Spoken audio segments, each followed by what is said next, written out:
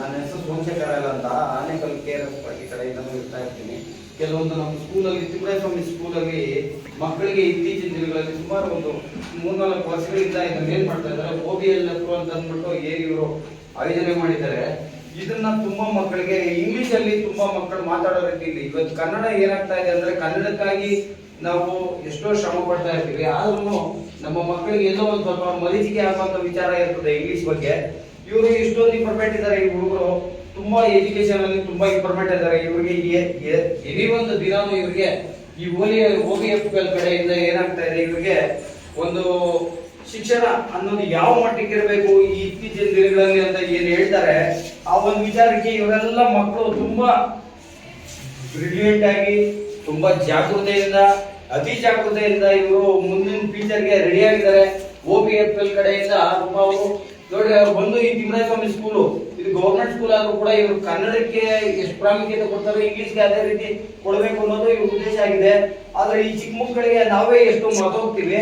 ಈ ಮರ್ತೋಗುವಂತ ವಿಚಾರದಲ್ಲಿ ಇಷ್ಟು ಚಿಕ್ಕ ಪುಟ್ಟ ಮಕ್ಕಳಿಗೆ ಇಂಗ್ಲಿಷ್ ಹೇಳ್ಕೊಡ್ತಾರೆ ಅಂತಂದ್ರೆ ನಮ್ಮ ಸರ್ಕಾರಿ ಶಾಲೆಗಳಿಗೆ ನಾವು ಏನ್ ಅನ್ಕೊಳ್ತೀವೋ ಖಾಸಗೀಕರಣ ಆಗಿರುವಂತ ಶಾಲೆಗಳ ಬಗ್ಗೆ ಹೇಳ್ತೀನಿ.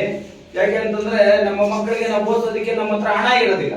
ಇತ್ತೀಚಿನ ದಿನಗಳಲ್ಲಿ ಬಡವರೇ ಜಾಸ್ತಿ ಇದೀವಿ. ಲಕ್ಷಾಂತರ ರೂಪಾಯಿ ದುಡಿದು ಲಕ್ಷಾಂತರ ರೂಪಾಯಿ ಖರ್ಚು ಮಾಡಿ ಓದಿಸುವಂತ ಏನಿ ನಾವು ಪ್ರೈವೇಟ್ ಸ್ಕೂಲ್ಗಳಿಗೆ ಕಳ್ತೀವಿ. ಆಡ್ತಾ ಬೆಳೀತಾ ಕುಣಿತಾ ನಗಿತಾ ಜಿಗಿತಾ ಮತ್ತೆ ಆಟದ ಅಭ್ಯಾಸಗಳನ್ನ ತಿಳ್ಕೊಳ್ತಾ, ಅದರಲ್ಲಿ ಗೌರ್ಮೆಂಟ್ ಸ್ಕೂಲಲ್ಲಿ ಇಷ್ಟೊಂದು ಇಂಗ್ಲಿಷ್ ಇಂಪ್ರೂವ್ಮೆಂಟ್ ಮಾಡ್ತಾರೆ ಅಂತಂದ್ರೆ ನಮ್ಮ ಸರ್ಕಾರಿ ಶಾಲೆಗಳಿಗೆ ಅದು ಗೌರ್ಮೆಂಟ್ ಶಾಲೆಗಳಿಗೆ ತುಂಬಾ ಒತ್ತು ಕೊಡಬೇಕು. ಇಂಥ ಸಂಸ್ಥೆಯವರು ಇಂಥ OBLF ಸಂಸ್ಥೆಯವರು ಏನಿದ್ದಾರೆ ಇದನ್ನ ಕಂಟಿನ್ಯೂಸ್ ಆಗಿ ಸರ್ಕಾರಿ ಎಲ್ಲಿ ನಮ್ಮ ಕನ್ನಡ ಮಕ್ಕಳಿಗೆ ಆದ್ಯತೆ ಕೊಡಬೇಕು ಅಂತ ಈ OBF ಕಡೆಯಿಂದ ನಾನು ಮನವಿ ಮಾಡ್ತೀನಿ. ಇದನ್ನ ಇದೇ ರೀತಿ ಇಲ್ಲಿ ನನ್ನ ಮಗಳಾಗಿರುವಂತ ನವೇಶ್ ಏನಿದ್ದಾಳೆ ಅವಳಿಗೆ ಇಂಗ್ಲಿಷ್ ಅಲ್ಲಿ ಮಾತಾಡೋದಕ್ಕೆ ತುಂಬಾ ಅನುವು ಮಾಡಿಕೊಟ್ಟಿರಂತ ಈ ಸಂಸ್ಥೆಯವರಿಗೆ ನಾನು ಕೃತಜ್ಞೆ ಅಂತ ನನ್ನ ಎಲ್ಲ ನಮ್ಮ ಚಿಕ್ಕ ಪುಟಾಣಿ ಮಕ್ಕಳಿಗೆ ಹೇಳೋದೇನಂತಂದ್ರೆ ಇಂದಿನ ಪ್ರಜೆಗಳೇ ನಾಡಿನ ಮುಂದಿನ ಭವಿಷ್ಯ.